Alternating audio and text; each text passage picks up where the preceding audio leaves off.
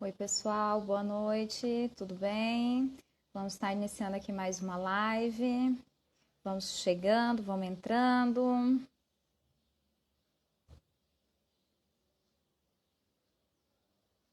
Tô só dando um tempinho, tá, gente, para Camila mandar o convite, para a gente já estar iniciando, mas pode ir entrando, sejam bem-vindos, bem-vindas. Tá dando para me ouvir, pessoal, que já entrou aí? Tá tudo ok para me ouvir? Se alguém puder responder aí Se alguém puder responder aí nos comentários, por favor. Tá dando para me ouvir? Tá tudo ok? Vamos entrando. Então tá jóia, mano. Obrigada, sejam bem-vindos, pessoal. Vou dar uns minutinhos, estou aguardando a Camila aqui enviar o convite, tá? Camila, eu acho que aqui tem uma forma de eu te convidar. Peraí, vamos tentar aqui.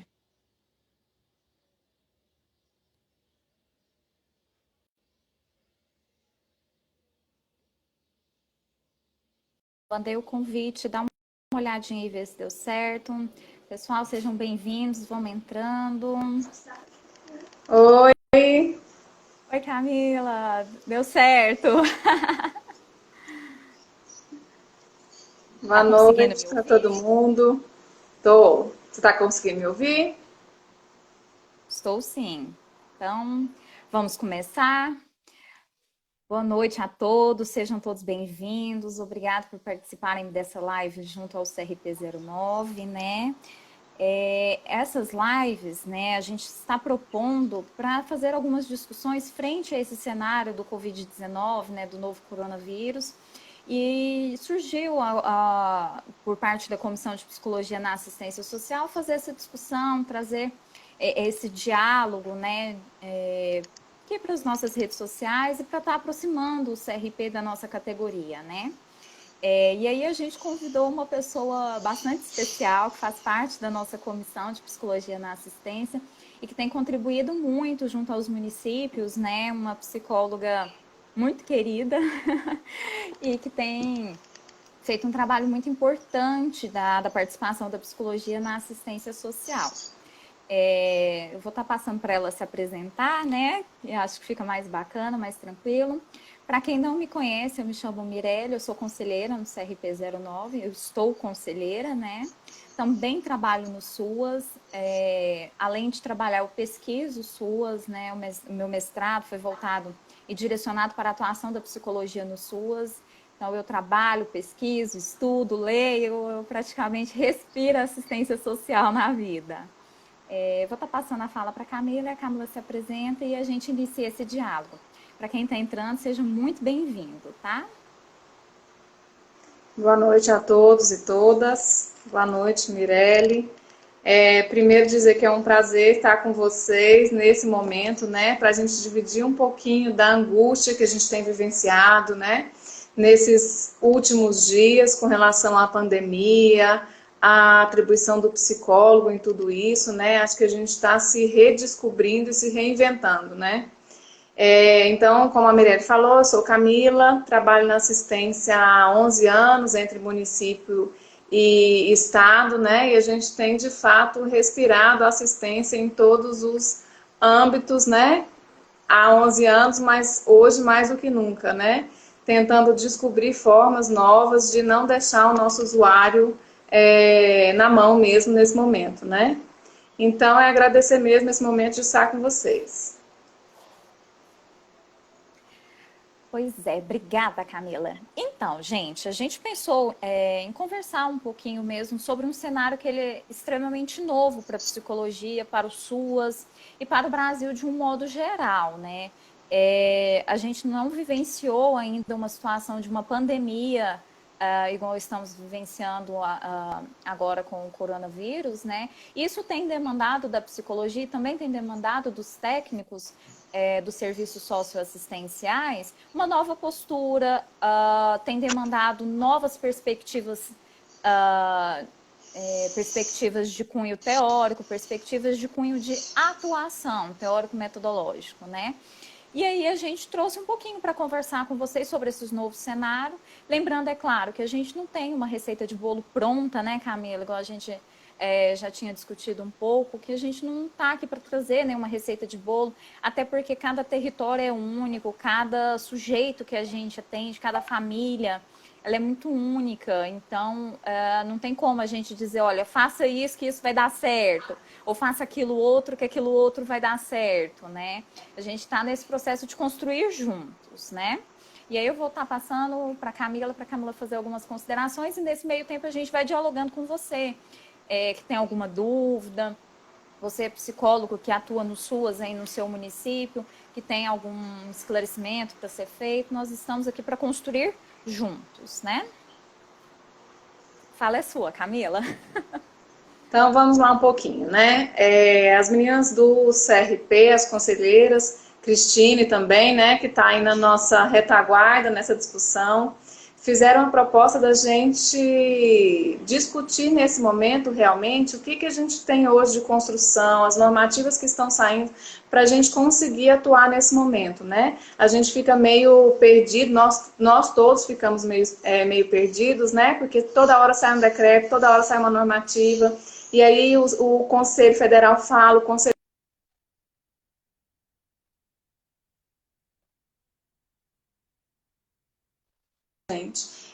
nós pensamos primeiramente, né? A gente tem que parar enquanto psicólogo nesse momento para reconhecer a importância da nossa presença na política de assistência social, né? Na manutenção da proteção desse usuário.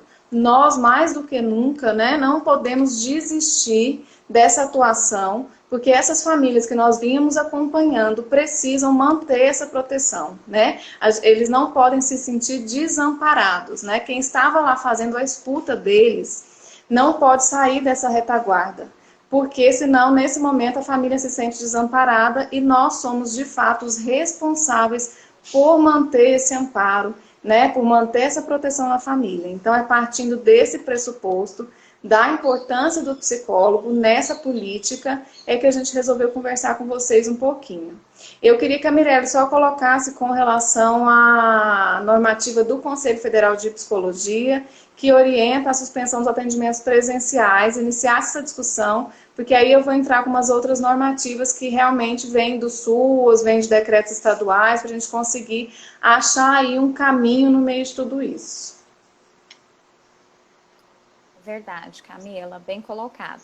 Então, recentemente, o Conselho Federal de Psicologia, ele lançou uma recomendação aos gestores sobre as atividades presenciais dos psicólogos. Isso tem gerado muita repercussão nos municípios, tem gerado muita demanda também por parte dos gestores junto ao CRP, perguntando, né, e aí?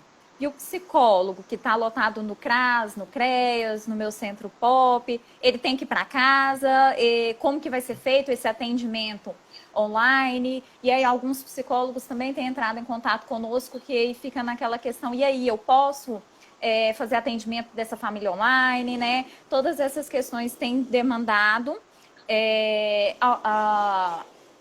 tem demandado desses profissionais e também dos gestores como atuar frente a essa nova recomendação. Bom, primeiro o CFP fez uma recomendação e eu acho que é fundamental, Camila, e para todo mundo que está acompanhando, que a gente leia na integralidade essa recomendação.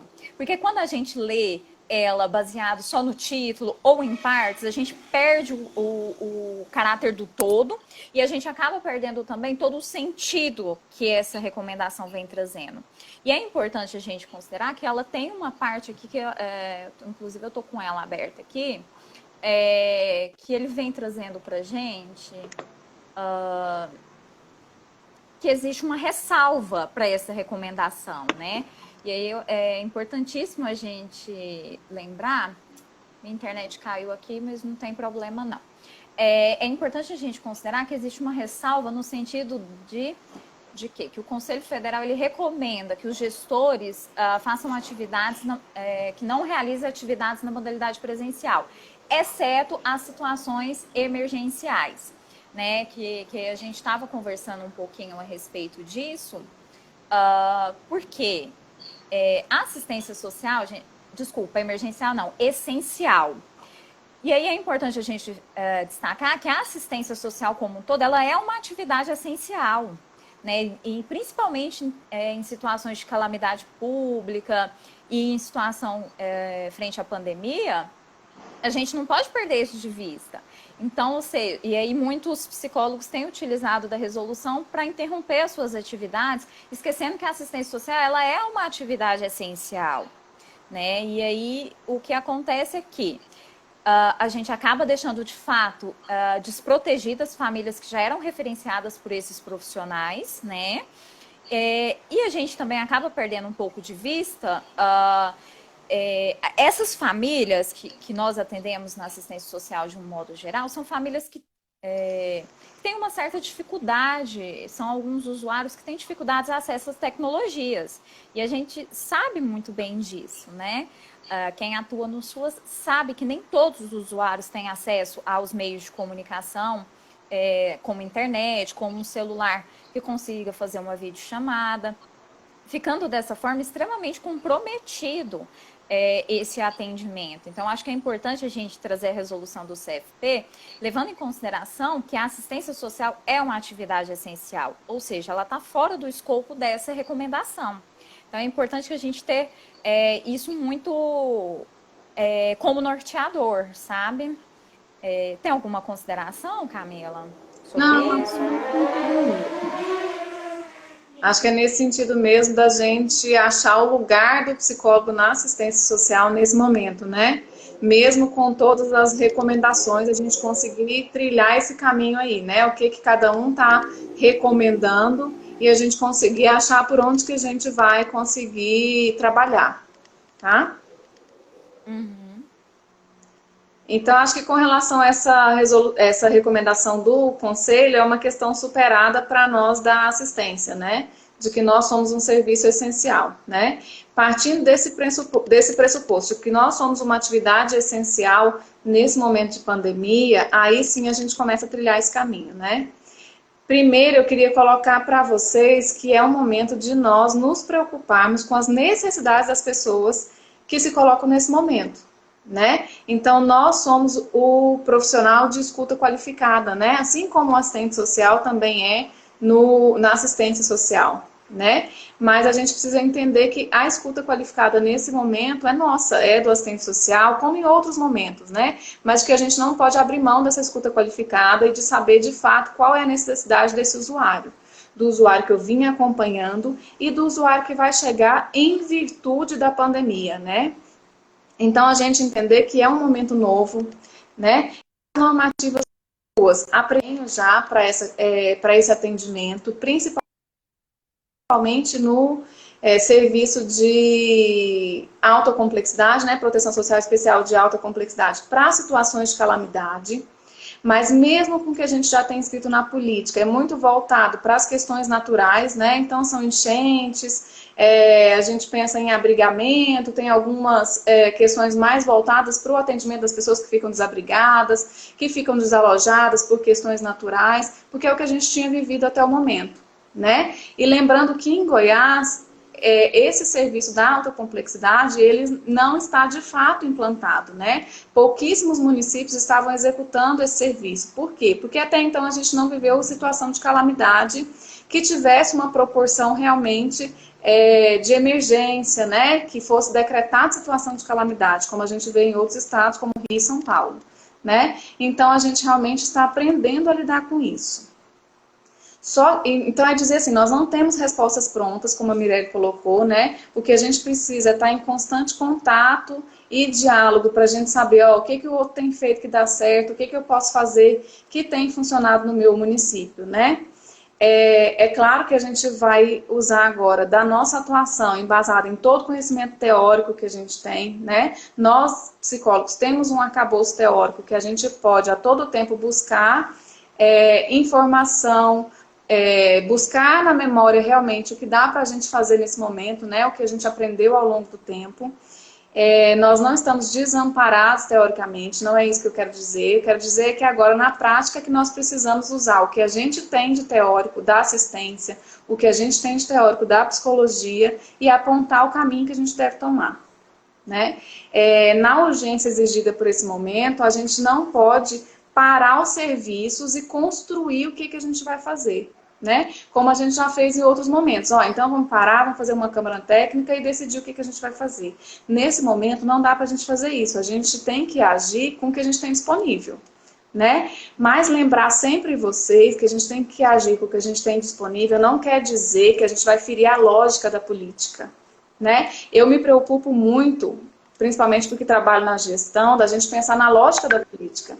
Não é porque nós estamos num momento de pandemia que a gente vai esquecer toda a lógica da política e agora todo mundo faz de tudo porque a gente tem que superar esse momento de crise. Não, a gente tem que superar o momento de crise, mas respeitando a lógica da política, entendendo o papel de cada psicólogo em CRAS, em CREAS, em serviço de acolhimento, em situação de calamidade, né? Para que a gente não retroceda na política de assistência social, né? Nós demoramos anos aí, ainda não estamos firmes nessa história de qual é o papel de cada um, de cada equipamento, né? No município que não tem CREAS, quem faz, a gente ainda estava permeado, permeado por esse debate. Então, que a gente consiga olhar para a política e no desenho dela saber o que dá para a gente fazer. Não sei se eu estou sendo clara nesse sentido, né? Do que a gente não fira, né? É não fazer de tudo um pouco sem saber que norte que a gente está tomando, né? Em palavras mais tranquilas. Camila, até é importante, deixa eu só fazer uma ressalvazinha. Porque é importante a gente pensar, né, dentro da lógica dos serviços e pensar dentro da nossa atuação dentro dos serviços socioassistenciais, que não é hora de fechar os serviços, né? A gente está vendo aqui muitos comentários aqui na nossa live, falando que em lugar X, lugar Y, os equipamentos estão fechados, o CRAS fechou, né? E aí é importante a gente considerar o diálogo nesse processo.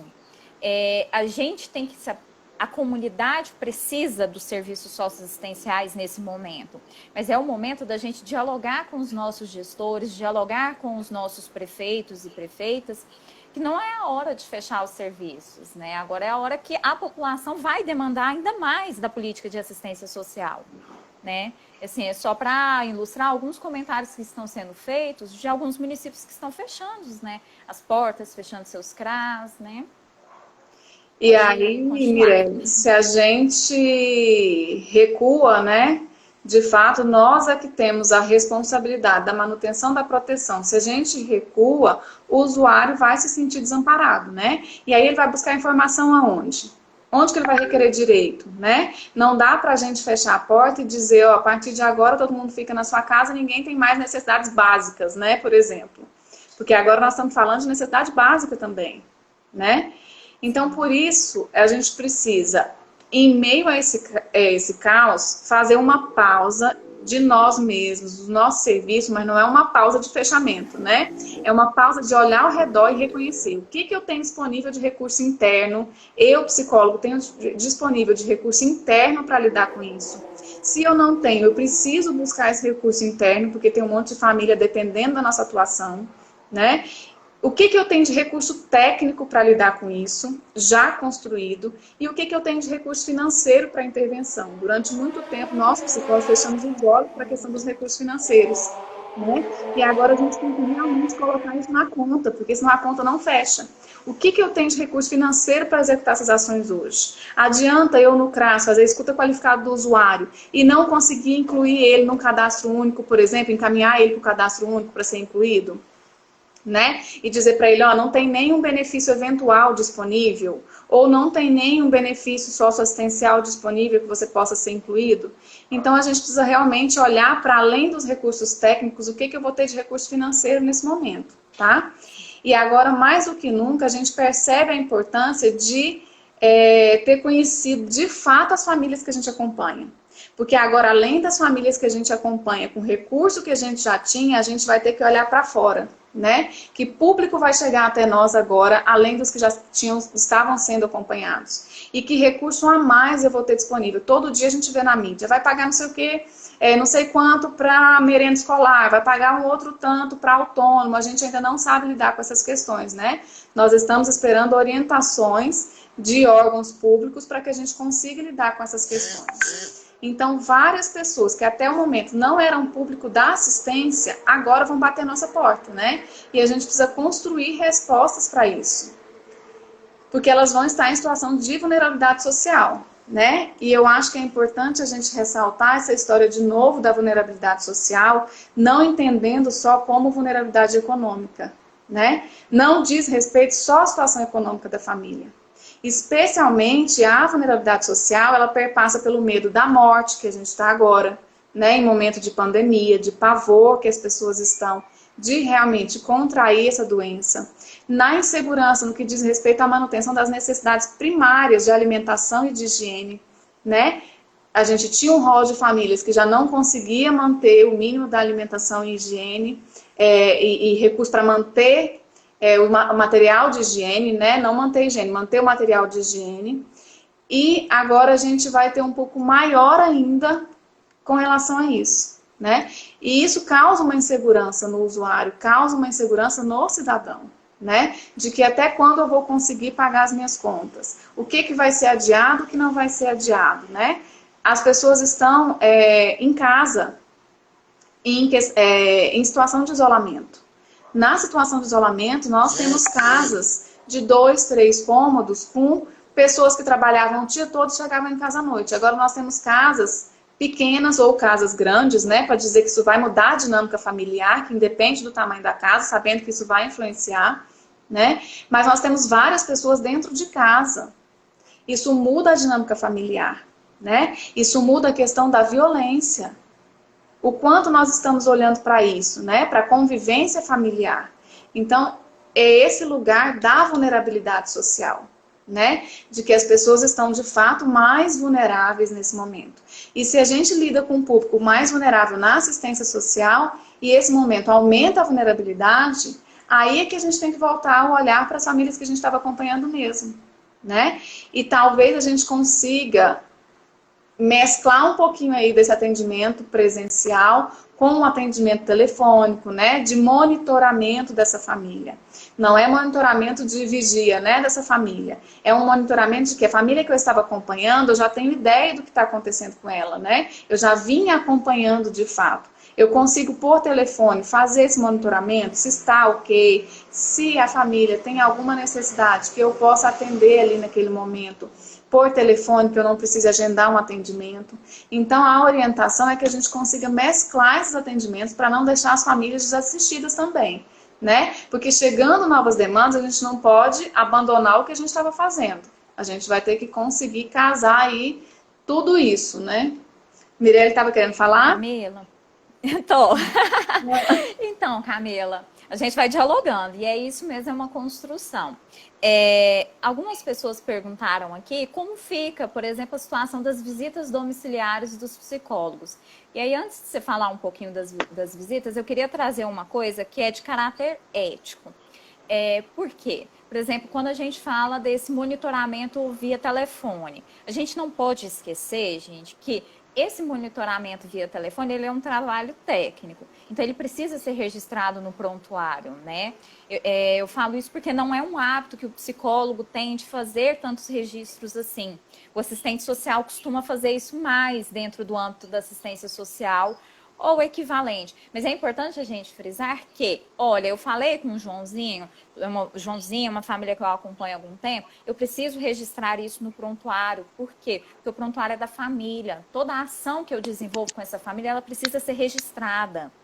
E aí a gente não pode perder isso de vista. Uma, porque o psicólogo precisa fazer esse registro, né? E outra, porque também é do âmbito da assistência social fazer esse registro. Então, assim, é uma congruência entre as questões éticas da assistência social e as questões éticas do trabalho profissional do psicólogo. Mas é isso. Me conta um pouquinho das visitas domiciliares, E eu acho que Camila. essa história da visita domiciliar é a mesma questão que a gente vem enfrentando para os atendimentos de grupo, né? Para os atendimentos presenciais. Então, quem tem condição de avaliar a real necessidade da visita domiciliar, gente, é a equipe técnica, né? Será que essa visita nesse momento é pertinente? Não é pertinente? Nós não temos a resposta. A equipe vai avaliar. As visitas não estão proibidas, né? Tanto hoje eu estava assistindo na televisão os agentes da dengue fazendo a visita. Então a gente precisa olhar para todas as normativas e dizer qual é o público vulnerável, não são os idosos? Se eu vou entrar numa casa que só tem idoso, convém eu entrar nesse momento? Se nessa casa não tem nenhum público mais vulnerável e eu tiver os equipamentos de segurança para mim e para a família, eu consigo fazer essa visita domiciliar? Ela é primordial neste momento? Então a equipe precisa avaliar isso, né? Não é dizer a partir de hoje não se faz mais visita domiciliar. Eu tenho, por exemplo, um idoso em situação de isolamento, né? Vamos supor que são coisas que a gente enfrenta no dia a dia. Eu simplesmente não posso mais fazer visita domiciliar e esse idoso vai ficar lá em situação de isolamento.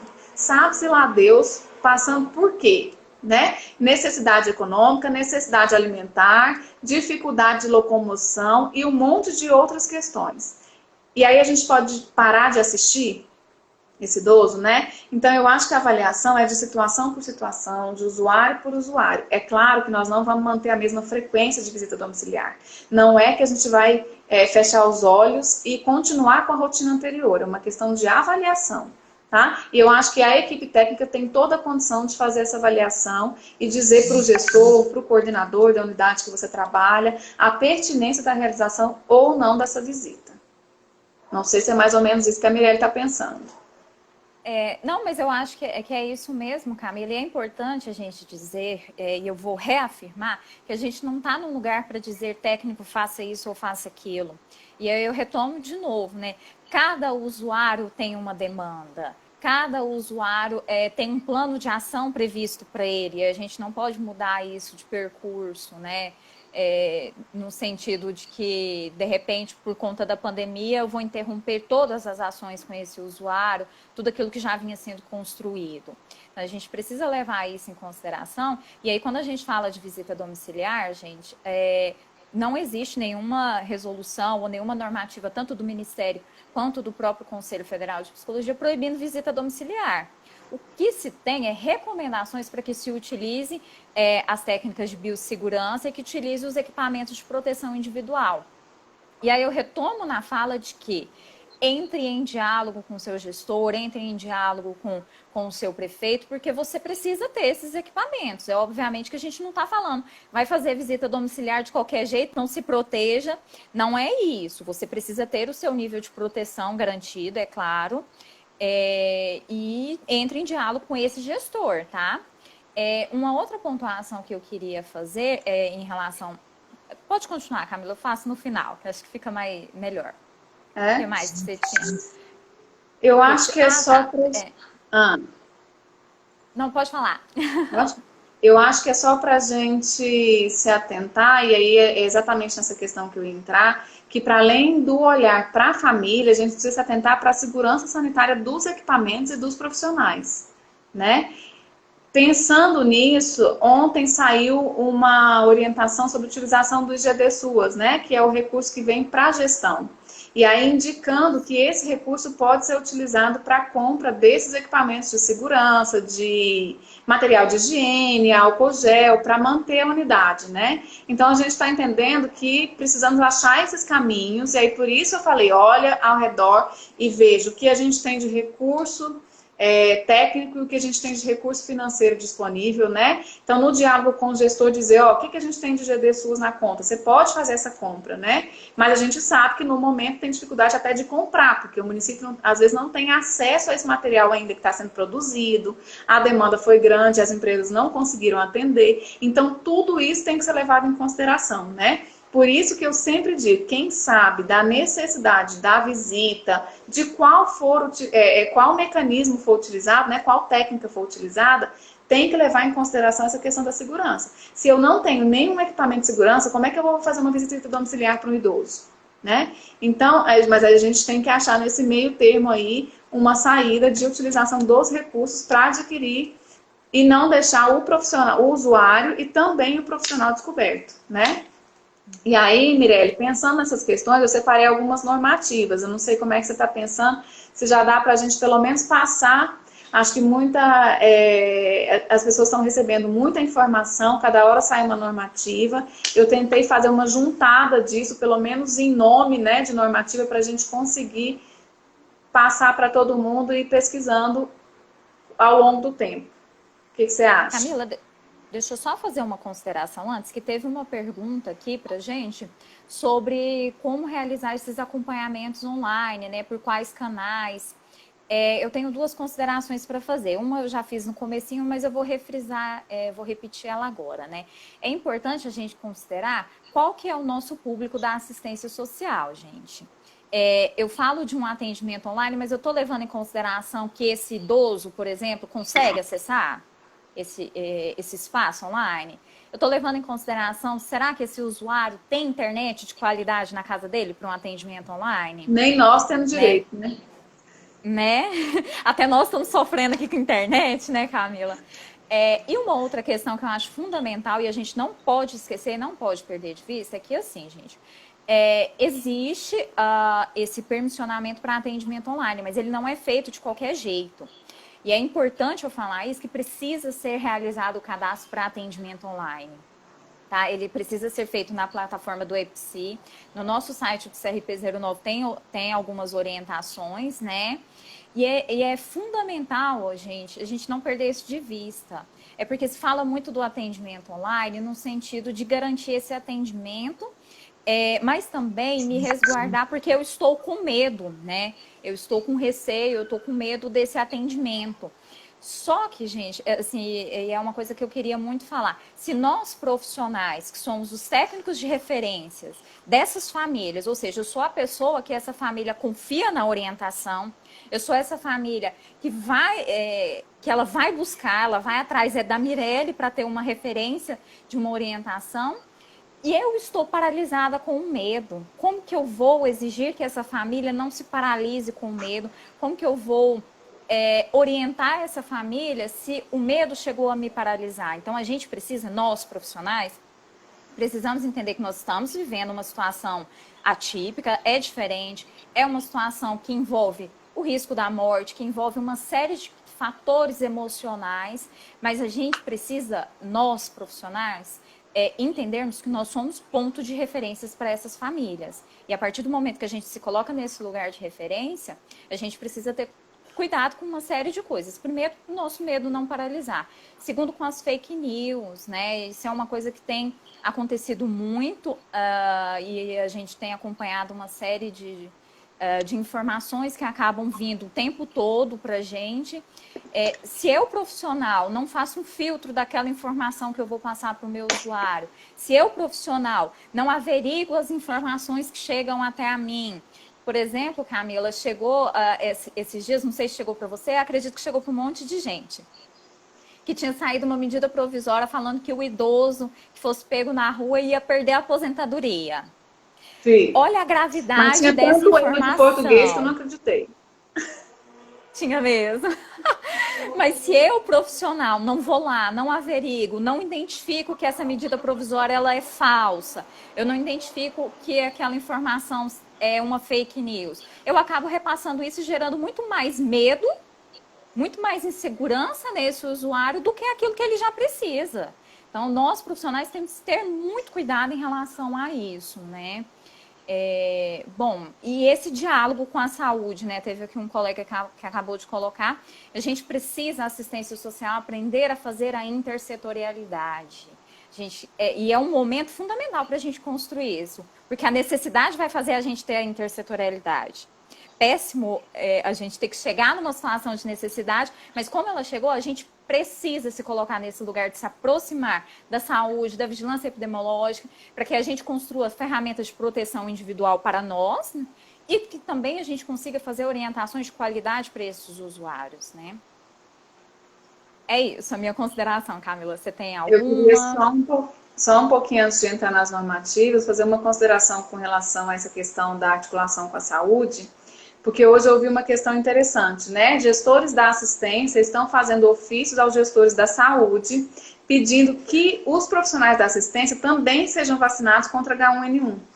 Né? Então, essa articulação, gente, é para além de orientação. É claro que a saúde, nesse momento, está recebendo mais orientação que a gente, né? Porque eles são os atores principais nesse momento, né? Então, eles precisam, têm por obrigação, repassar essas orientações para a gente. Então, a nossa sugestão é assim: converse com o gestor da assistência do seu município ou de onde você atua, para que ele entre em diálogo com o gestor da saúde, possibilite a orientação, que olha a questão da vacinação para os profissionais da assistência, né? Não só de H1N1, né? Agora a gente precisa estar protegido de todas as outras doenças possíveis para que a gente consiga atuar com segurança nesse momento, tá? E é importante falar, Camila, que assim, o psicólogo, por si só, ele já é um profissional de saúde, ou seja, ele está no grupo prioritário para a vacinação da H1N1. Isso tem perguntado e gerado muita dúvida nos grupos e tem perguntado muito para gente. Gente, qualquer posto de vacinação que você levar a sua carteira de identidade profissional, você será vacinado, porque o psicólogo é profissional de saúde. Embora ele esteja atuando na assistência social, ele é profissional de saúde, tá, gente? É importante falar isso, porque muitos profissionais estão perguntando pra gente: e aí, como é que eu faço para ter vacina, né? No seu município, na UBS próxima à sua residência, você tem direito a essa imunização, tá, pessoal? E aí, sim, eu acho que a gente tá caminhando meio que pro final, né, Camila? Que acho que já deu aqui mais ou menos uns 40 minutos. Fala um pouquinho dessas normativas que você gostaria de trazer para deixar de orientação para esses profissionais. Só antes de você falar, eu queria deixar também psicólogo que está no SUAS. Por mais que a Camila vá trazer algumas orientações, eu sempre reforço. Volte também para o arroz com feijão. Pegue a tipificação, leia o que está descrito na tipificação, retorne a NOB RH, retorne a NOB SUAS, retorne ao arroz com feijão da assistência social. Eu falo que isso é o arroz com feijão porque são textos base, sabe? É o básico para atuação no SUAS. Todo momento exige que a gente tenha conhecimento dessas informações, mas agora mais do que nunca, para que a gente saiba o que é de fato da assistência social, para que a gente acabe não entrando em outras políticas públicas ou assumindo outras funções que não competem à assistência social, e para que a gente tenha segurança de dizer que nós somos essenciais, sim, nesse trabalho, tá? E aí eu vou passar para a Camila. Eu vou fazer um apanhado bem geral, só realmente para a gente ter noção de quanta coisa já está aí publicada para nos orientar, tá? Então, a primeira que eu separei foi a nota interadministrativa de orientação número 1 de 2020, da Secretaria de Estado de Desenvolvimento Social, que trata realmente dessa questão do atendimento da assistência, tá? Ela dispõe sobre orientações para o funcionamento da rede socioassistencial do Estado de Goiás na prevenção ao combate ao coronavírus, tá? Então, lá vai dizer só recomendação, é uma nota, né? E lá vai dizer a questão de revezamento de profissionais para manter o serviço aberto, a possibilidade de chamar profissionais que estavam exercendo cargo de gestão para, nesse momento, auxiliar nesse grande número de demandas dos equipamentos socioassistenciais. Então, ele traz algumas questões do não fechamento dos equipamentos e fez uma juntada realmente das orientações e colocou nesse documento, tá? Então, é interessante que vocês deem uma olhada nele para nortear a atuação. Chama, então, Nota Interadministrativa de Orientação número 1 de 2020, tá? Da Secretaria de Estado de Desenvolvimento Social. Aí eu tinha separado uns artigos aqui, mas a Cristina e a Mirelle colocaram a possibilidade de a gente depois subir todas essas normativas no site do Conselho, não é isso?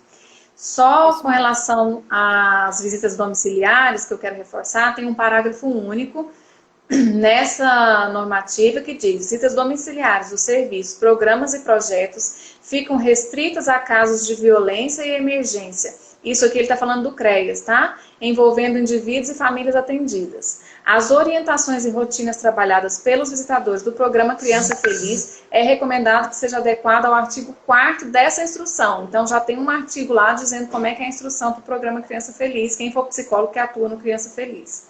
Tá? Só para vocês realmente terem uma ideia de que isso já está pensado.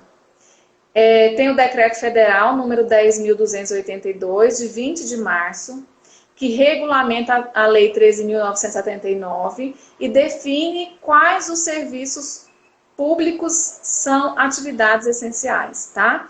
Então, esse decreto, que é federal, ele diz que a assistência social é uma das atividades essenciais, tá? Para quem ainda tinha dúvida de que estava excetuado na questão do atendimento lá do Conselho Federal de Psicologia.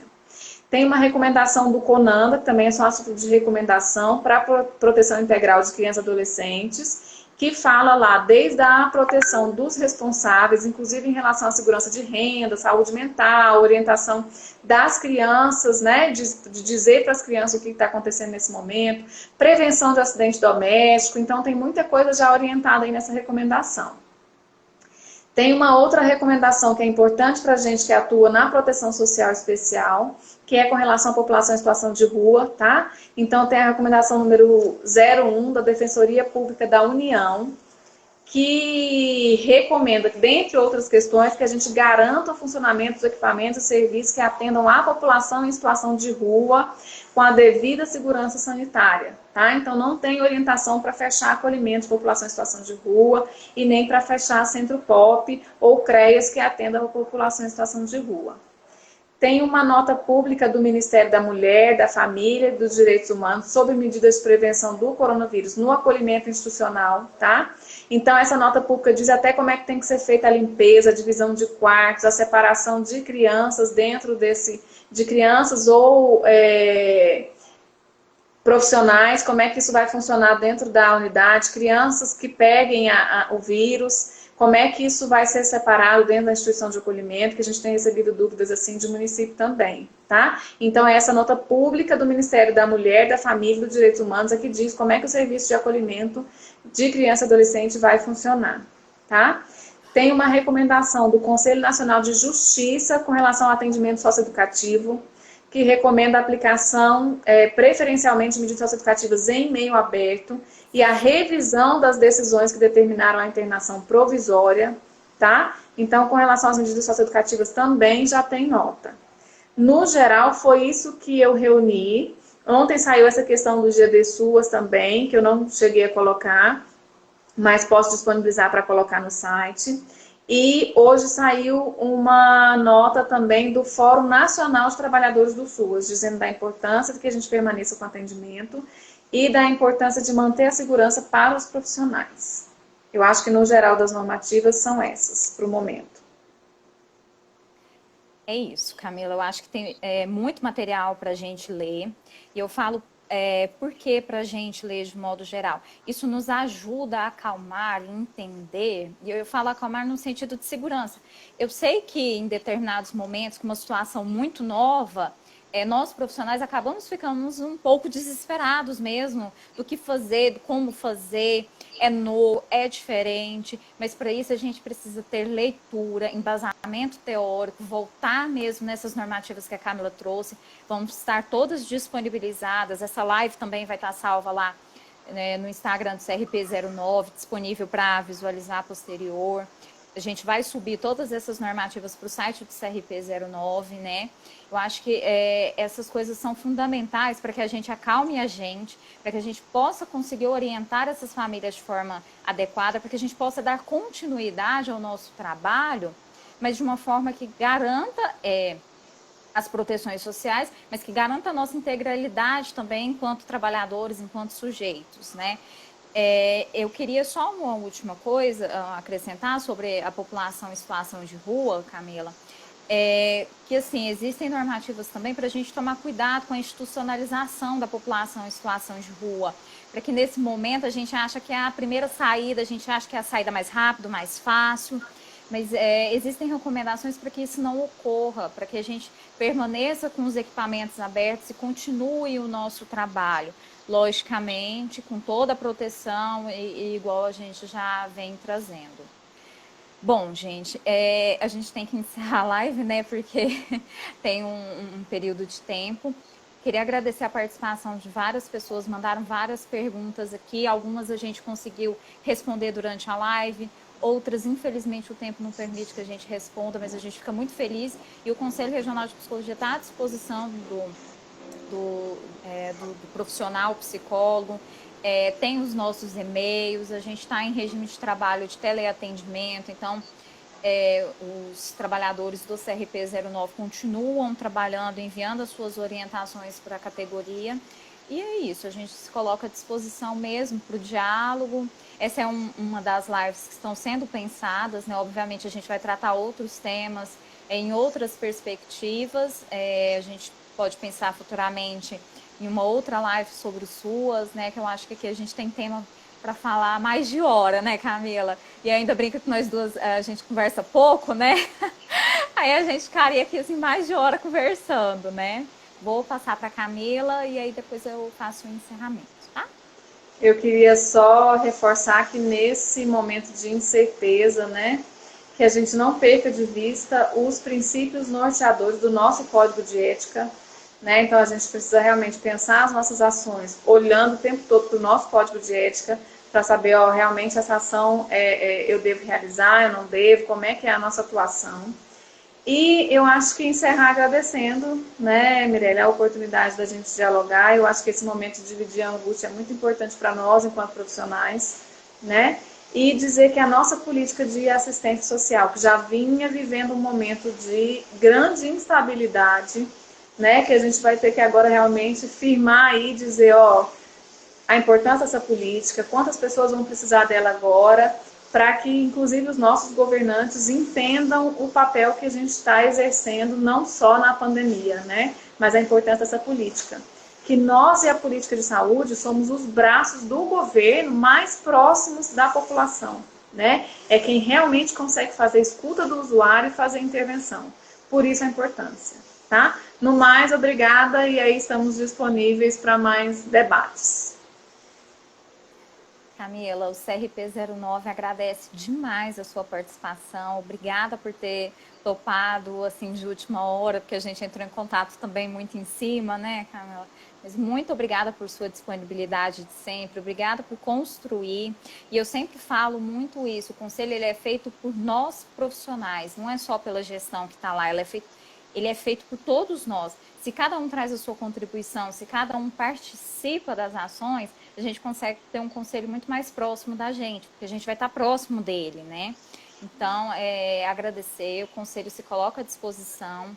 Eu falo que esse momento é um momento que vai ser muito triste. Infelizmente, a gente está vivendo uma situação muito complicada, mas é um momento também da categoria psicólogo mostrar a sua importância dentro da política de assistência social, dizer o seu lugar, o seu espaço, obviamente mantendo a sua ética, obviamente mantendo os princípios norteadores também da política de assistência social, mas para que a gente mostre principalmente que nós somos importantes, nós, política de assistência social, nós, psicólogos atuantes na política de assistência social, tá? No mais, muito obrigada a cada um de vocês que participou conosco e aí eu deixo aqui o meu abraço e até a próxima. Abraço.